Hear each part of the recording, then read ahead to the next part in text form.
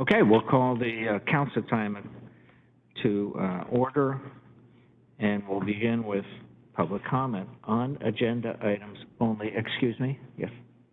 If I could actually ask council first to amend the agenda before we get started. It's to add an executive session for 20 minutes for pending litigation RCW 4230-110-1I. Okay, so one executive session for 20 minutes. Correct. No after action. Okay. Thank you. No objection? Any objection by anyone? Okay, so we've amended the agenda. Public comments on agenda items only. Are there any in the room? Any online? We have somebody online. There is one online. Okay, go ahead. Caller, you've been unmuted. Please state your name for the record and go ahead with your comment.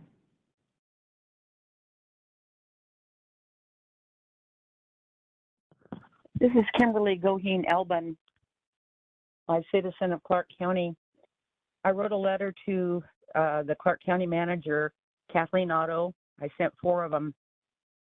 Mr. Medvedji took my First Amendment rights away, and I want to put it on record that he... Okay, ma'am, is there something on this agenda that you would like to comment on? We had there was, the minutes, sir, on draft the Carillon contract, Carillon behavioral health, and a staff report on House Bill 1406. Do you have any public comment on those topics? I actually do, but it's most important that the citizens know you cut me off illegally and took my First Amendment rights away. Okay, thank you. We'll cut you off again unless you want to comment on the agenda items. We'll allow you time for public comment on agenda items only.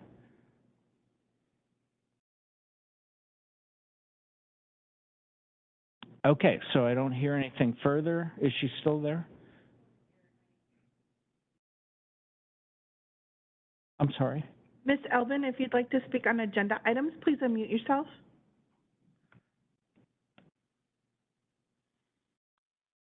No, thank you. I made my comments. Okay, thank you. Marxist. Anyone else signed up for public comments?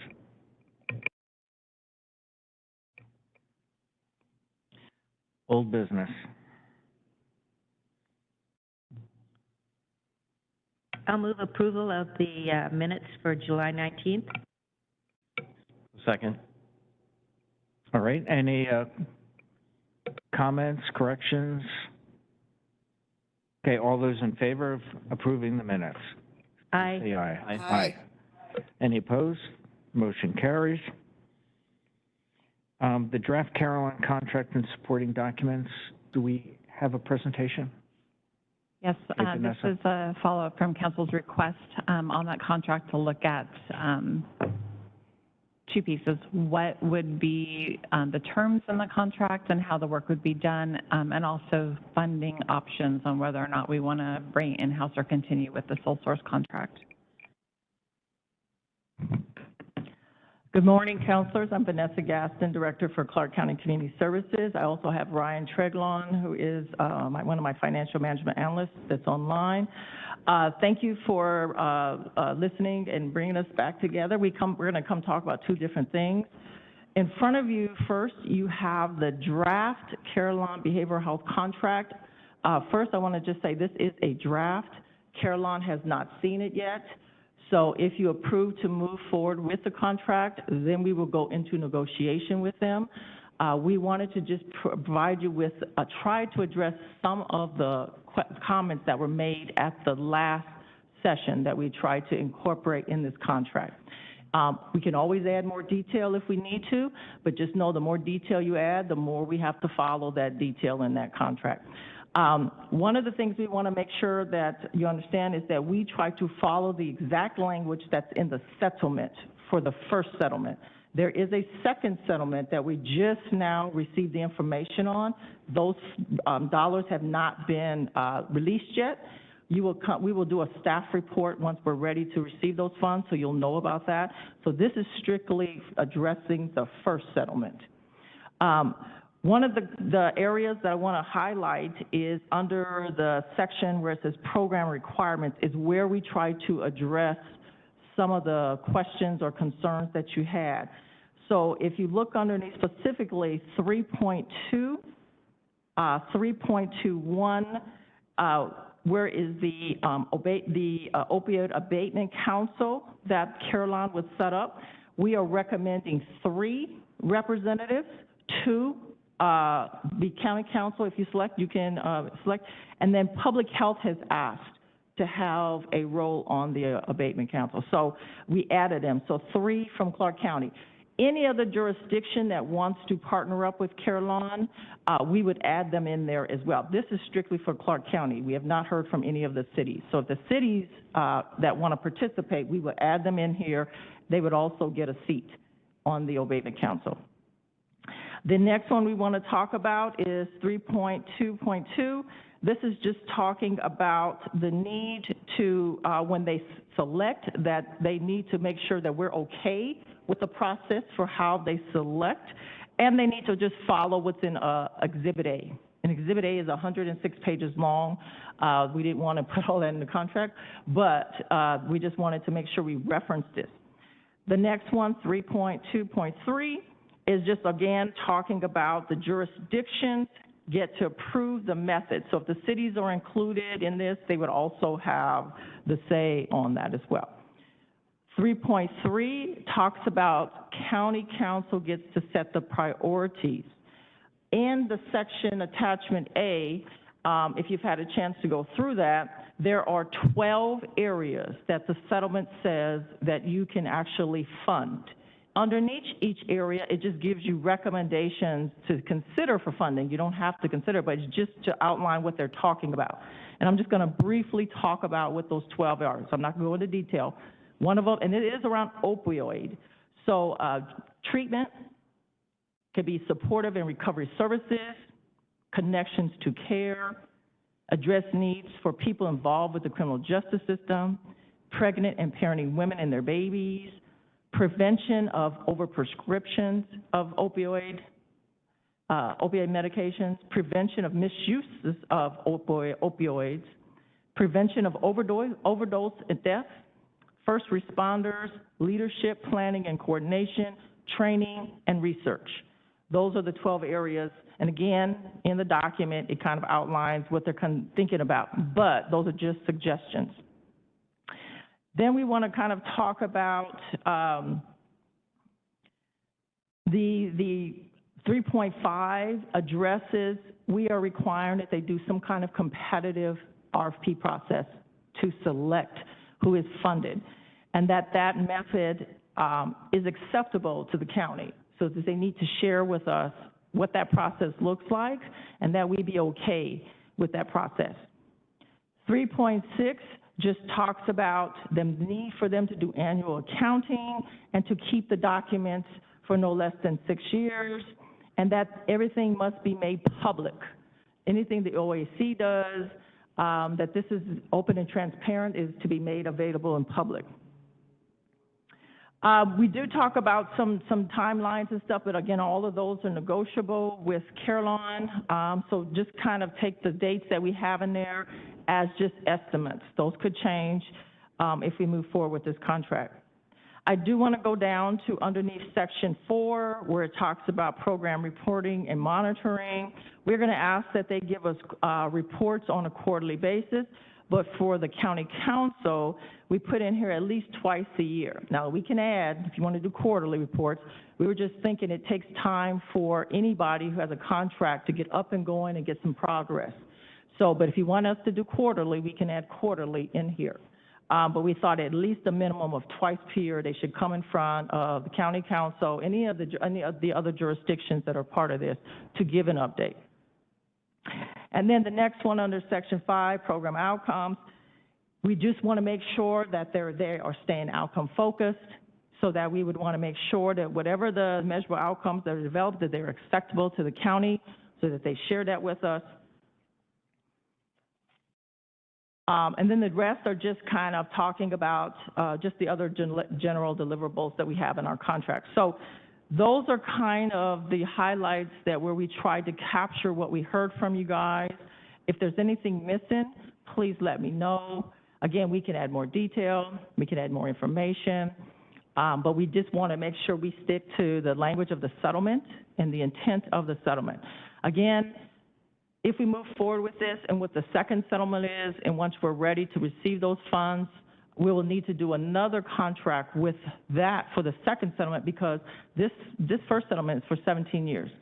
What we're learning with the second settlement as we do the research, some of those funds are only for 7 years, some go up to 15 years. So it is not the same as far as how much you is collected as the first one. I will say, though, that it looks like the requirements and how you spend the funds looks the same as we read it. Now, we probably need to read it a couple more times just to make sure, but as we are researching that second settlement, that's kind of what we're coming up with. So that is the draft language for the contract for Carillon that we have been working on. So we wanted to come and share it with you, get some input, and kind of see if there was anything additional you would like to see. We also have some estimated numbers if we did it internally for just the first settlement. If we did add the second settlement in there, these numbers go up. The FTE numbers go up. So do you want to address the contract, or do you want me to also talk about the internal at the same time, and then we can have the conversation? So the questions I have, obviously, my goal is, one, to get services, more services where we need them, whether it's reentry, the triage center, outreach, you name it. And I keep the costs down, the administrative costs down for Carillon. How, in this contract that we're working on, how do we can we direct the contractor to talk with Amber on jail services and reentry, or talk to the triage center, the wellness center? Can we be that specific and directive, not just performance, or can we work that into performance measures that we want to improve our reentry service? I think what I would recommend is at some point, the council discuss these 12 areas, and you decide what are your top priorities. And then at that point, if you say, like, first responders or needs of criminal justice involved, you can put those at the top, and then you can give some specific areas that you would like for them to consider. That they would have to put out RFP, and somebody would have to submit proposals. If no one does, they can't fund that. But they would make sure, and we would make sure, that that is how they're funding. And so that's what we would recommend, is you prioritize these 12 areas and put the top ones up front. So they know, when you do your RFP, these are the first areas you fund. So should we do that during a work session? Is that the best way to proceed? And what would be the timeline? When do we need to come up with those priorities? I would say probably a work session. I would probably say if the agreement is to move forward with the contract, it will take probably about a month to finish the contract, because we got to go back and forth with them.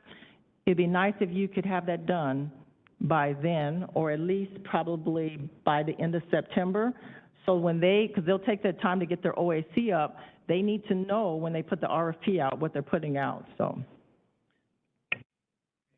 Okay, that sounds like a tight timeline. And my only other comment. It could be pushed out. Just know that the longer we push it out, they're going to be waiting on us. Right. So, and the only other input was, at least in the very beginning, I would like quarterly updates. Quarterly. As you were suggesting, but let's hear from the other counselors. Sue? Yes, thank you very much for this work. Your experience in contract management is shining through. One thing that I've wondered is really I'd like to get a better sense of our overall strategy as a county, because I can just see there's needs on all fronts, and what informs that strategy, where the gaps are. And I know there are the 12 areas that are defined by the settlement. And I would welcome a work session to look all those over. But I would like to understand it in the context of our overall strategy and sense of what the needs are in the community. And in as much as we are able to get upstream of the issue, what those strategies would be so that we can see a reduction in the population that's impacted by this. So those are some of my initial thoughts. I thank you for saying it, because so maybe when we do the work session, I can ask public health and the behavioral health providers to put something together to come and lay out to you what does the data show and where are the needs, gaps in services, so that help you inform about how to prioritize. Right. I think this is something not just to go by our guts on prioritizing things. So I appreciate all of that, and I welcome that the public health is going to be included on the advisory group. And I'll see if law enforcement has some information too. Perfect. Yeah, so that's what I envision the work session would be for as we pick our priorities. And believe me, it's not just my gut, it's my career working in this area and my own family situation with loved ones who are addicted. Glenn, comments, questions? Yeah, so I did have a couple questions. One, can the funding be used for housing at all? I'm thinking underneath the category of possibly support and recovery services, because that's what we do now. And just so you also should know, the state funding that the share of the settlement funds the state is collecting, they are actually going to use it for rental assistance. So they have reached out to communities to let people know heads up that they are going to use it. So if they can use it for rental assistance and stuff, then I'm pretty sure it probably would fall underneath support and recovery services. Okay, I think that would be important. I would love to see focus on coordination. You know, we can't put people through treatment and then they don't have a home to go to, or they have only a 2-month home, you know what I mean, something that's covered for 2 months. They need to have that stability for them to recover over time. Yep. And then I was curious at 3.5. I was just kind of curious, and what is the county in that, in the first sentence? Contractor shall develop and implement a methodology acceptable to the county. That's all of us. Okay. And so they report to my department. Okay. But in the initial part, probably the very first meeting I'd want to introduce you, they can come talk to you about their RFP process. That would probably be the very first report out for them as part of the quarterly report outs. But the county is all of us. Okay. But specifically my department, because we will monitor that contract. Okay, great. Thank you. Those were my questions. And so I want to comment on that intersection of housing. You know, we have behavioral health supported. That's important. Mm-hmm. Sobering homes, that's housing. You know, group homes that are clean and sober, it's housing.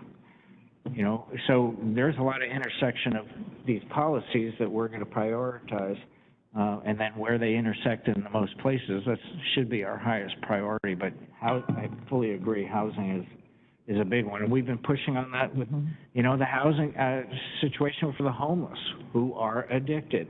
Mm-hmm. You know, so yeah, I'm hoping money will go right into that to provide more places to go, that they'll get the wraparound services, get the services they need. Michelle, was that you? Did you speak up? Oh, well, I think that was someone else actually, but I did I'm have sorry, some comments. Councilor Medvigi, it was me, Amanda Michael Brink, the DPA. I just wanted to break in, I'm looking at the terms of the settlement agreement, and one of the specific paragraphs says, provide access to housing for people with opioid use disorder and any co-occurring SED or mental health conditions, co-usage and or co-addiction, including supportive housing, recovery housing, housing assistance programs, or training for housing providers. So there is a specific provision in the settlement that does allow for housing and to use funds for recovery housing and other assistance programs. Super. Amanda, are you the one assigned to work on this contract? Yes. Okay, perfect. Okay. Michelle, did you have questions or comments? Yeah. Oh, thank you, Amanda, for clarifying that. I appreciate that as well. I just wanted to say, Vanessa, I really like 3.15. So when you went over that, I totally understood that. I really like that. Like it's a special terms and conditions. I appreciate that for oversight purposes. I can't remember if you mentioned before, because we've discussed this quite a bit. Have you talked to the cities? Like, what is the situation with the cities? Are they interested? Are they not interested? I can't remember where we left that. Yes, so I actually reached out to the cities a while ago and had at least 2 or 3 that were somewhat interested, and so I'm reaching out to them again to see if they are, so then we can get them included in this process. Originally, Vancouver was interested, City of Battleground was, and potentially Washougal. And I can additionally, this is Amanda again, I can add a little bit of additional information. I've been working with the attorney for the city, and I think we've just been communicating about Carlon and that the contract and that sort of thing. So I think there may be agreement there. We're also trying to reach out to the other counties. Skamania and Kittitas are also kind of part of our region, so we're seeing if they want to participate or not as well. Thank you, Kathleen. Thank you, Amanda. I appreciate it. I do want to highlight, since, yes, I definitely know Klickitat County will join with Carolyn. We made it specifically clear underneath 2.1 that the funds that they get from Clark County and any city within our jurisdiction need to be spent in those jurisdictions, so that it's not, we're not subsidizing Klickitat County. And Carolyn knows that. So that always brings up an interesting question on how we proceed that way. I mean, as we discussed this with the homeless as well, because some are transient, some are local. But what barriers do we put in place for who are you? Where do you live? Show us a birth certificate. You know, where did you grow up? Where did you last live? How far do you go to ensure that they're actually local people that we're providing services for? So one of the things that we are going to work with them on is that they work with our coordinated entry in our homeless management information system for people that are unhoused. And in that, it's already tracked that they're in Clark County. And Klickitat has their own. And so they would be able to determine if somebody's in Klickitat, they would get that information from that system over there. Super. Do you need anything from us? Otherwise, it sounds like we just need to figure out when we can do a work session on this. Yes, I might plug in, I'll have to check with staff to make, for August 8th when we have that afternoon placeholder. Otherwise, it might be out a little bit just because we have a lot of work sessions right now. So we'll work with staff and I'll let you know what date it'll be. Okay, thank you very much. This is a great opportunity, and we look forward to all those funds coming to us and spending them wisely. I think you got the next agenda item too, Vanessa, before you try to leave. Is that new business? It's the letter of support from Carolyn. It's the next. Yes. 3.1. Yes, thank you. I'll be up here for a while. So I just wanted to let you know, so Councilor, you mentioned about the importance of coordination. So this is a perfect example of where we have an entity, Carolyn, where they can take our funds and coordinate with some funds that they're going to get from the state if they're successful. So just a little bit of background, the legislature created some state general funds through a proviso that they gave to the Healthcare Authority. The Healthcare Authority is only going to give these funds to the Behavioral Health Administrative Service Organizations. There are, across the state, they serve the counties. Carolyn serves Clark, Skamania, and Klickitat.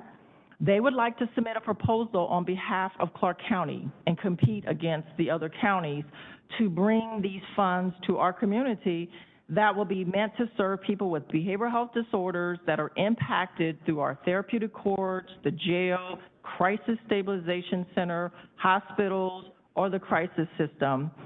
It is meant to provide case care coordination, case management, rental assistance. They can also have money to put them in motels.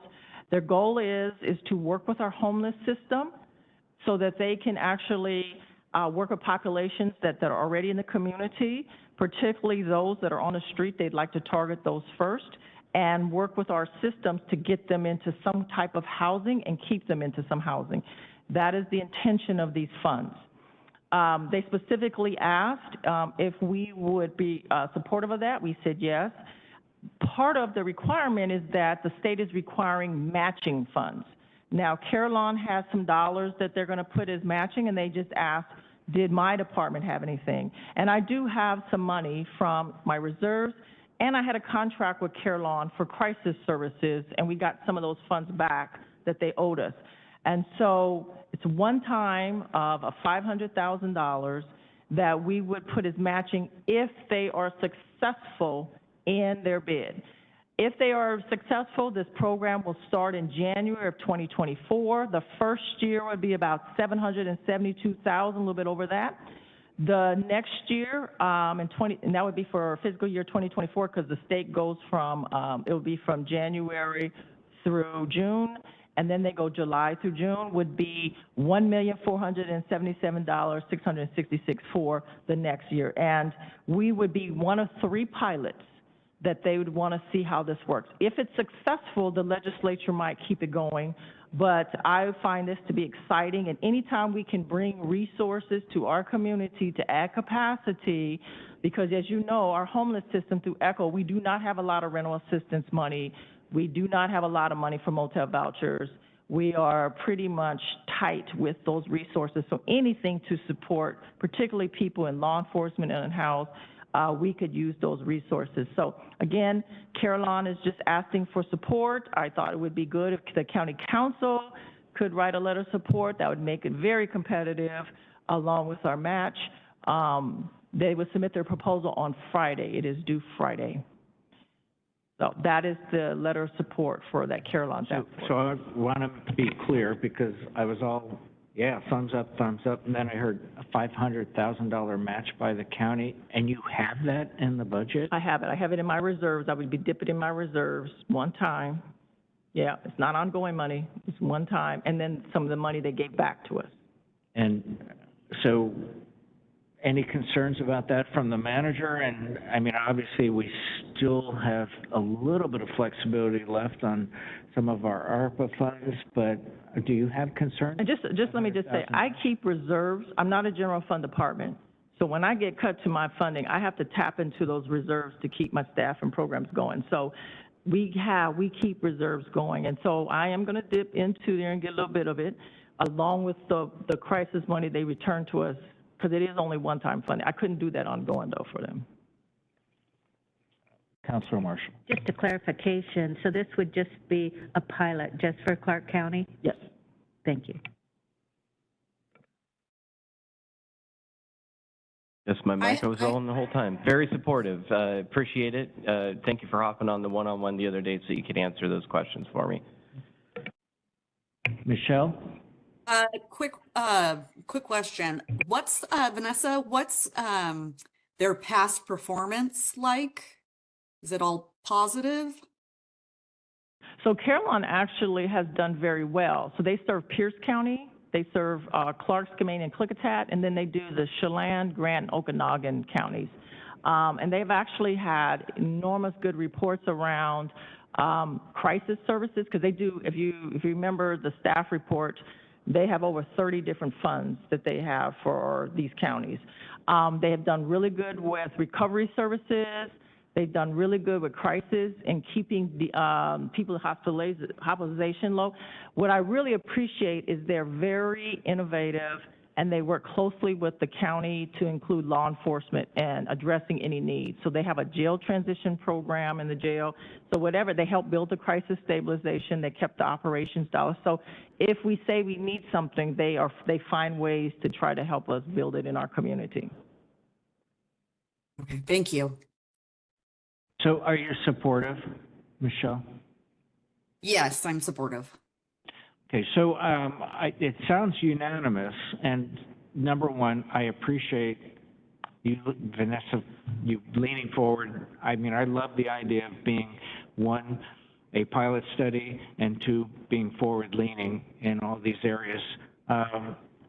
my only criticism of the letter is, can we do something different with to whom it may concern? Do we have a name person or? Yeah, this will be written appropriate format for you guys. It's just draft language, and so you guys will take it and put it into the appropriate format for the council. All right, so it sounds like we'll move forward with this supportive letter, and hopefully they'll get the grant, and then we'll look really hard at the matching funds and assume all is good. Thank you. You So could that actually, was- when they come do the quarterly report, if they get it, you could ask them, how's that program doing? Okay. So that's actually 3.1 under new business. Then we have the staff report under 3.2.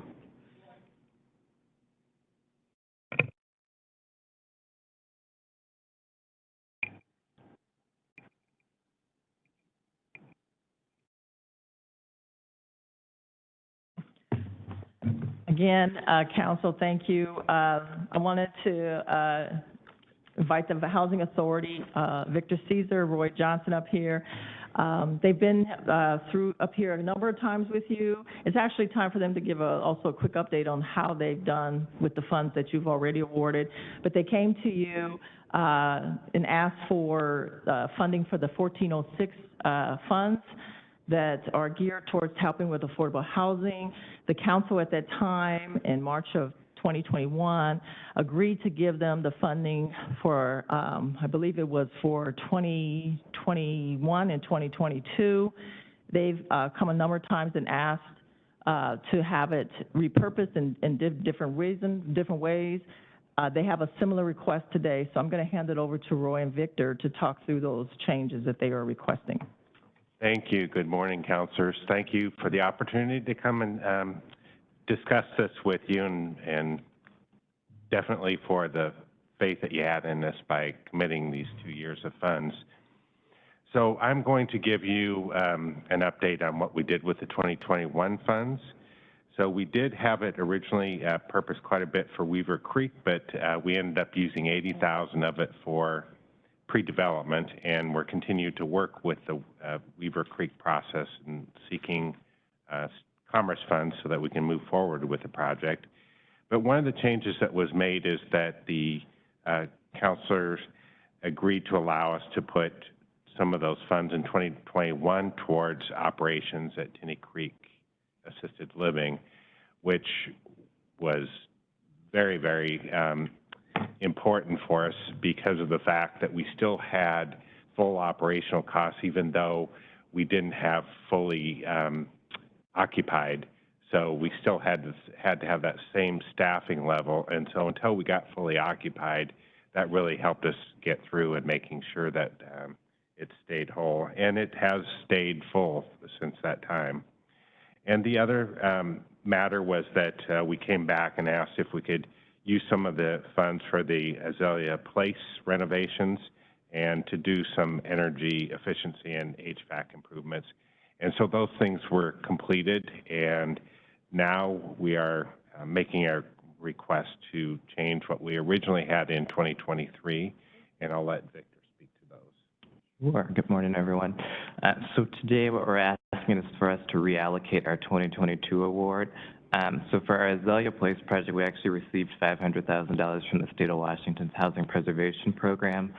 So we're hoping to leverage that $500,000 with $200,000 to complete the renovations at Azalea Place. So we've already tackled energy efficiency and HVAC, but we're adding new siding, new windows, and we met with residents and there were some security concerns. So we're adding some security cameras and some fob access to address some of their concerns. We're also looking at renovations at St. Helens, which is located in Battleground. So we're looking to add AC units to all of those properties.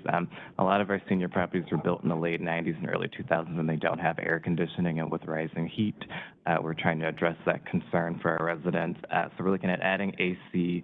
There's also an issue with the elevator at St. Helens, and most of our newer senior housing, we put in 2 elevators so that if one goes offline, the other one will still work. Unfortunately, St. Helens has 1 elevator and it's reaching the end of its useful life. So we're hoping to do these improvements before it fails because it is a 3-story building. Next, we're asking to reallocate to Crown Villa, which is in Camas. We're also looking at AC. And then there's a ADA walkway that connects the parking lot to the building that's not actually at grade. So we got an engineer that recommended some improvements. Next is just AC at Arbor Ridge Assisted Living, Arbor Ridge Senior, which are both in Hazeldale, and Mill Creek Senior, which is in Battleground. And lastly, we'd like to use the remaining funding for Weaver Creek. And just an update on that project, because you did give us funding in 2021. We were unsuccessful getting state funding. We're reapplying this year. But since that time, you gave us some ARPA funding, which can show leverage. And we actually presented before the Battleground City Council last week, and we're in the process of negotiating a development agreement.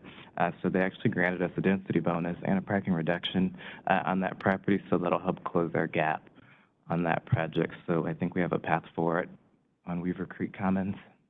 If I could add a little bit more about the senior facilities that we're asking to be able to use some of the funds at, these are definitely low rent, low income household developments. They're HUD funded. We get the HUD rent subsidy, but we receive about $500 to $600 per month on rent on them. So there is not funds to do many of the improvements and even do some of these enhancements like providing air conditioning. At the time they were constructed, that was considered to be a luxury by HUD, and so it wasn't allowed, and that's why they're not there. But as we all know, it's not a luxury, it's a need now, and especially in our senior developments. Thank you. Anything else to add, Vanessa, or we'll go to council for questions or comments? I just want to add, I am supportive of this, especially the air conditioning units for the seniors. Thank you. Anything from council? Yeah, I got a few questions, thank you. The first one was, I was curious, how old is Azalea Place? I believe Azalea Place was built in 2002. 2002, okay, so it's 20 years old. So one of my questions I'm curious is, I'm kind of seeing this kind of consistent with siding replacement. Was it vinyl that was originally put up? So is it a policy now no longer to use products like vinyl because they don't last? Okay, good. Vinyl, a lot of it is how the installation of vinyl was installed, so they didn't actually put the vapor barrier behind it, so it looks really nice, and then you pull it back and there's mold and like rot behind it, because it actually holds up very well. It's just that it wasn't installed correctly in the late 90s and early 2000s. Okay, thank you for that. And the other question, I wasn't quite sure. I read this the other day, and so it might have been in the staff report, but I don't recall for sure. So $765,000 is reallocated, but where is it coming from? Like, what project was it for that it's being diverted from? It was all towards Weaver Creek Commons. Okay. And then my last question, this is just, bear with me, this is the contractor coming out in me. How many units is that for AC? 181. 181? Okay, so it's like $70 or something, or $700 per unit. Is that window installed or? No, go ahead. It's a combination. So all of the properties have different window types. So some of them will be window units and some of them will be the portable roller AC units. Okay. That just seems a little up there, but I don't know what all goes into the project, so. Okay. All right. Sorry to have such, odd questions. This is kind of my interest and curiosity as a contractor. So, but yeah, I'm supportive of the changes. Thank you very much for doing the most you can with what resources and leveraging all the dollars that you can. I was wondering if the HUD funding, because of the escalating rents, has the HUD funding to subsidize rent, does that go up, or is that tied in any way to the realities of rent inflation? With some of the programs, they're a little bit closer to adjusting to fair market, but this is not one of those situations with these particular buildings. Right. Mainly because they were fully funded for the construction, and therefore there wasn't any debt. And so unless we go in and completely restructure them, which we hope to in the next couple of years, we can't do anything major. There's no debt capacity on them. Right. And I was wondering if there was any landscaping to help mitigate for temperature. If there's, not that you don't need the air conditioners, you do, but if there's any trees or any kind of mitigation related to landscaping and temperature. Just a thought. Yeah, no, we can definitely look into landscape improvements. Right, thank you. And Victor, I want to thank you for helping Councillor Young and I wrestle with the whole notion of manufactured housing and the mobile home parks. So we can hopefully keep working on that and find a solution. Yeah, I signed up. The Commerce released the new notification system, so I am the contact now. So if a mobile home park becomes for sale, I will be notified. Oh, great, great. Councilor Belcott, did you have any questions or comments? No, I don't have any. Okay, and so sometimes it's hard remote. Are you supportive of the request? Yes, I am. Okay.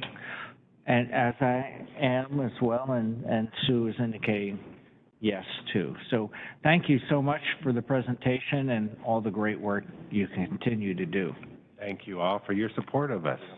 So Councillor Mebiji, just because we are considering the staff report today, if we could actually have a motion, a second, and a vote. Fair enough. Thank you. I move to approve. Thank you. I'll second I it. second that. Okay, we have 2 seconds.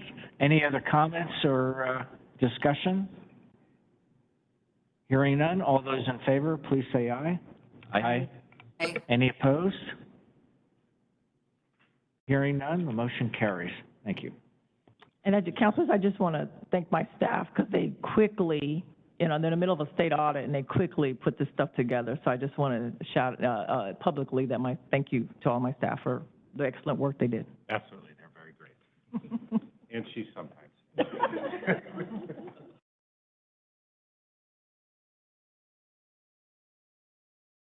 So going quickly to councilor reports, I have a quick report. please go ahead. I'm assigned to the Audit Oversight Committee. We had our first meeting yesterday, and one thing that is going to be coming up soon is a 2023 risk assessment survey, which I believe everyone in the county receives, and it will come to the council as well. So I don't know all the details of it, but there'll be a survey and you can participate in it. And I believe this helps frame up the work plan for the audit committee. Other councilor reports. Yes, just real quickly, just an update on the ARPA grant committee. I can speak for the business committee.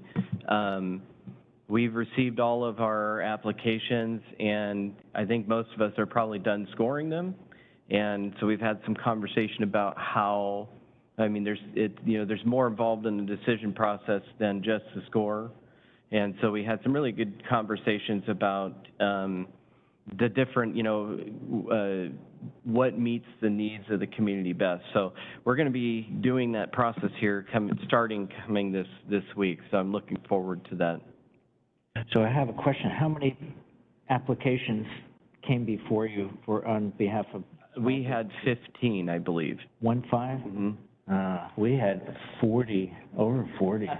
We had 41, and so that was a bit of work to get through. But we're in the same place, you and I believe this Friday we'll be having more discussion on prioritizing. It really does demonstrate that there's really growing need in the community. So I appreciate the opportunity to participate.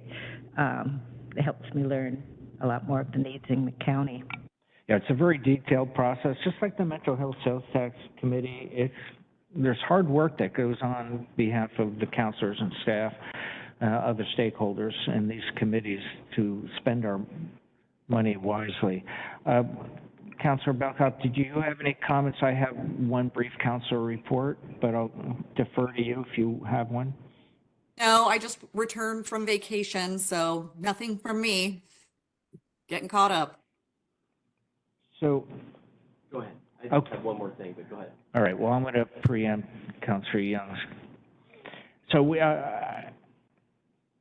over the last few years, we've heard about the VSP program, hasn't really gotten much traction. I've been, as just a city, county resident, going to the Conservation District for different issues, and I get all their newsletters and buy all their plants, and my whole property is full of Conservation District and local plants. So we had a meeting yesterday, and a few weeks ago, I think Councilor Young, we sat through a forum online on the VSP program because they've just opened it up again. After sitting through that, I had a lot of questions, and then we met with the manager of the Conservation District yesterday. So here are my questions that I hope to get to the heart of with staff. You know, because we're a GMA county, we're compliant with looking, you know, at our requirements for conservation. We never opted in originally into the voluntary program.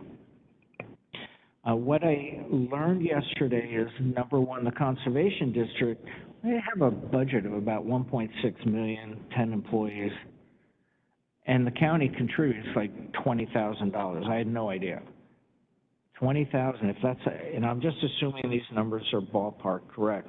So a budget of 1.6 million, and they do great work working with those in the community that are producing manure and other issues that impact our watersheds. And it's all voluntary, it's all educational, and connecting with resources. But so there's a huge gap. 1.6 million. We're chipping in $20,000, and the rest comes from grants that they have to spend a lot of energy trying to get every year. The last time they came before the county for basically an impact fee, it's a partial fee of, and I'm just going to say roughly $10 per parcel. And I think it was 2017, 2018. It was before my time. The council voted it down. And that was the last attempt for them to try to seek sustainable funding every year. Now, with the VSP program, I understand the state has a budget that it gives to counties, and most or some counties will funnel that direct to their conservation district for them to manage that money. So my question is, you know, if we try, because we can now opt in to this voluntary program, you know, what is the staff effort in that? You know, how much, what is involved in opting in? Does it duplicate work we've already been doing under the GMA as a requirement for the GMA? Because if there is an avenue to opt in that would then bring annual funds from the state to support that program that we could then give to our conservation district to manage, I would be interested in looking at that. It's basically, okay, is there another funding source out there from the state that we can take advantage of that won't be painful for our staff? That's kind of my take on the strategic value in the meeting we had yesterday. And if you have any additional comments, or, and you also had another council report. Yeah, I would just say, yeah, it was a great meeting yesterday, and I do support us looking into this. And you know, we're talking about the draft lake management plan, and we're talking about water quality and nutrients getting into those streams that eventually end up into the lake. I think this is a part of that plan. It should be a part of that plan, and it can be a small component of it. So I think that, yeah, we should spend some time, and I would love to get staff's opinion and thoughts on that and potentially look at that. That's that. And then, go ahead. I just wanted to comment on this because I met with Zora after you two met with her. And I served as a board member on the Conservation District for 3 years. And so it is just $20,000 that has historically annually gone to the Conservation District. And the VSP would provide some additional funding, but it's a little bit more, but it's still $120,000 at this point per year. So it wouldn't be really, it's designed, it's targeted towards their work with the agricultural landowners and making sure that their management practices don't impact water quality. So all of that is good, but there's a larger scope of what the Conservation District does that is pretty much totally reliant on grants. So I don't know. These may be two issues, the rates and charges and how that may support the Conservation District and weighing that. I think that is one decision that might be worthwhile to look at. And the other one is the VSP. And I think Brent Davis would be the staff person to pull in to really figure out what we need to do from the county side of things and how we want to proceed. I don't know if there's a work session on the horizon related to this, but it'd be good to follow up.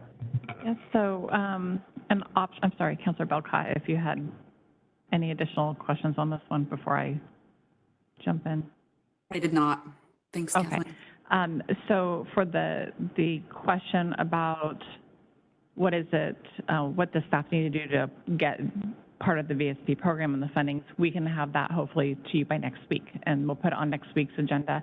And if you'll see on the next agenda item on here for work session request, it is on the Legacy Land Program overview, and that's scheduled, they're hoping sometime in September, but we can add to that scope as well about the current, it's not, because we're talking about, they're going to be talking about the manual that provides the guidance. They're going to talk about funding that's already been allocated, where has it been allocated, what has not been allocated, and other projects that council might want to put the funding towards. And I would think that the fees and this discussion could be part of that work session. Yeah, so it's kind of a bifurcated issue in my mind. One is, okay, do we, at some, because I think they were sensing or trying to sense, whether or not we're going to be willing to consider more money. This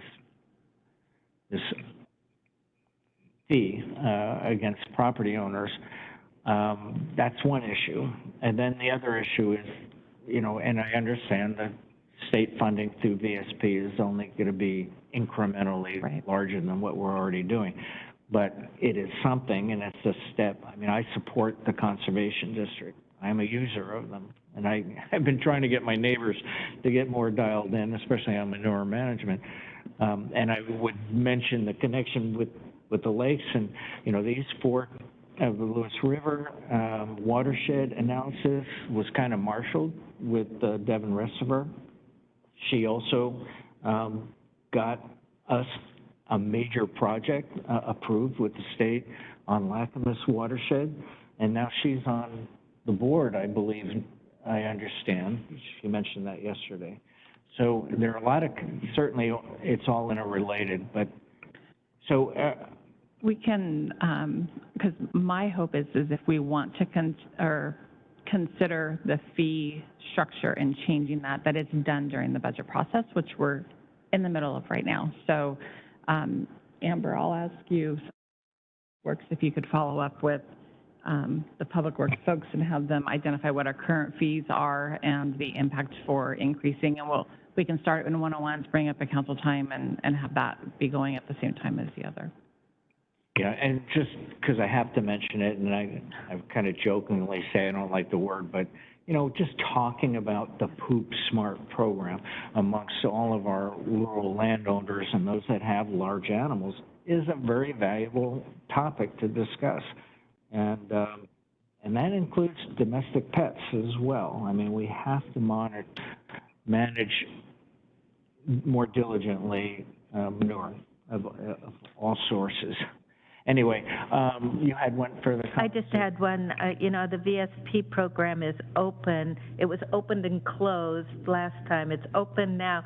So a concern I have is on the horizon, might it close? How much, is Yeah, there a well, time limit? Yeah, I don't know what their timing is on that, but we'll have this back to council by next Wednesday. I guess I would just ask if the timeline is before next Wednesday, is council supportive in, if it doesn't create a burden or staffing issue that we're going to have to hire people to do this, is council supportive of us moving forward with it, if it's deadlines before next Wednesday? I'm not sure what deadline. Applying for the Oh, I think it's open for a while, Okay, but I don't know if on the horizon it might close Yes, so further we out. will, But there's not an immediate deadline. Okay. We will hopefully have an answer back to you about any unintended consequences that we don't know about that by next Wednesday. Great, thank you. So does that also cover 5.1? You mentioned legacy land program work. Yes, I still need general direction that this is supported by council. It is what council asked for, but just so that we get that I scheduled. definitely support it. Okay. Three. All right. Okay, thank you. And Michelle, you support having that work session? All right, thumbs up. Policy issues. I wasn't quite finished yet. Sorry. Yes, that was a good conversation. We needed to have that. I just wanted to thank Sheriff Horch, and happy news that he sent to all of us that Deputy Kennison is back on duty. So tickled to hear that. I'm grateful for law enforcement and all that they do for us. So happy to hear he's back. Super. Policy issues. Oh, we've got a lot going on. I'll provide more updates. I know, in short, the fencing discussion, it's in two places right now. Finance team is reviewing some financial impacts and legal's reviewing the ordinance. And then April's on vacation this week, so I'm trying to leave her alone, but I know there's some things under her as well, so I'll have updates for you all next week. Okay, so we'll move to executive session. So we'll see you in just a minute or two, Michelle. We'll all get into executive session. It looks like, is 20 minutes a good estimate? Yes, I would say 11:40. All right, so we'll resume this meeting at 20 of noon. Okay, so we'll suspend this proceeding. Vice Chair Medviji has asked us to announce that the executive session will be extended for an additional 10 minutes. An open session will reconvene at 11:50.